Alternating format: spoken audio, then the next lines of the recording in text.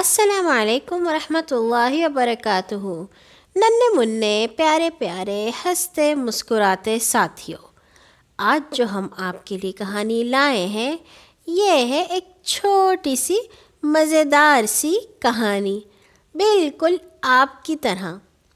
کہانی کا عنوان ہے چڑیا اور طوطے میاں، اور اسے آپ کے لیے لکھا ہے عبدالواحد سندھی نے۔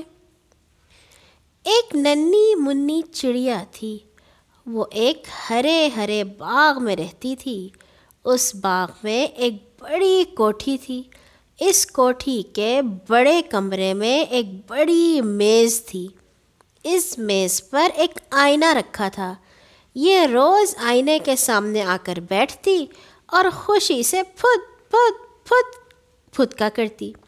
ایک دن اس کی نظر اچانک اس آئینے پر جا پڑی۔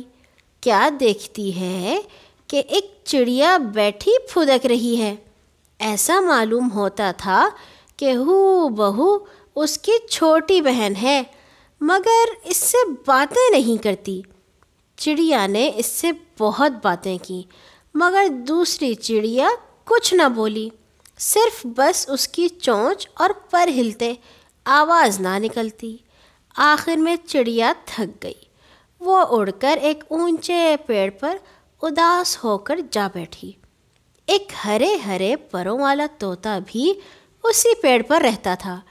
باغ کے سارے پرندے اس سے محبت کرتے تھے۔ اصل بات یہ تھی کہ طوطے میاں اس باغ کے سارے پرندوں کی مدد کرتے تھے۔ طوطے نے چڑیا کو اداس اداس سا دیکھ کر کہا، ٹیں ٹیں بیٹی خیر تو ہے، آج اداس کیوں ہو؟ چڑیا پھدک کر بولی، چوں چوں نانا جان، آج مجھے ایک منی سی چڑیا ملی تھی۔ میں نے اس سے باتیں کرنے کی کوشش کی، مگر وہ ایک لفظ بھی نہ بولی۔ میں نے اس سے کوئی غلط بات بھی تو نہیں کی، ہاں اس سے 2-4 میٹھے بول بولے تھے۔ تم جانو مٹھو ہوتا بڑا سیانا ہے، وہ ٹیں ٹیں کر کے بولا، ٹیں ٹیں بیٹی مجھے بتاؤ وہ جگہ کہاں ہے جہاں وہ چڑیا تم سے ملی تھی؟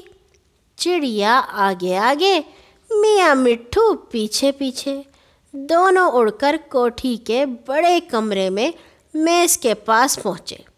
چڑیا نے میاں مٹھو کو بتایا کہ وہ منی چڑیا یہاں تھی۔ اب دونوں آئینے کے سامنے آ گئے۔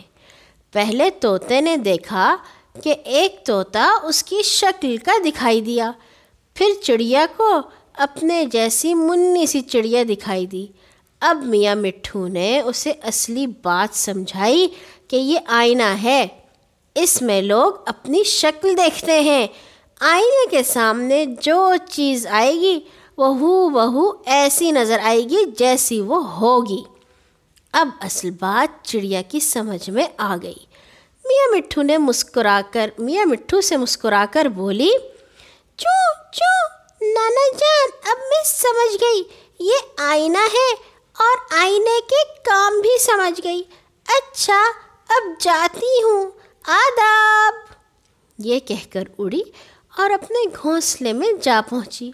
اس دن سے چڑیا طوطے میاں کو اپنا استاد سمجھنے لگی۔ سمجھے بھی بھلا یہ کیوں؟ اس لیے کہ میاں مٹھو نے اسے آئینے کے کام بتائے، اور اپنے استاد سے تو بہت محبت اور ان کا احترام بھی کرنا چاہیے۔ کل آئیں گے ایک اور نئی کہانی کے ساتھ۔ اللہ حافظ۔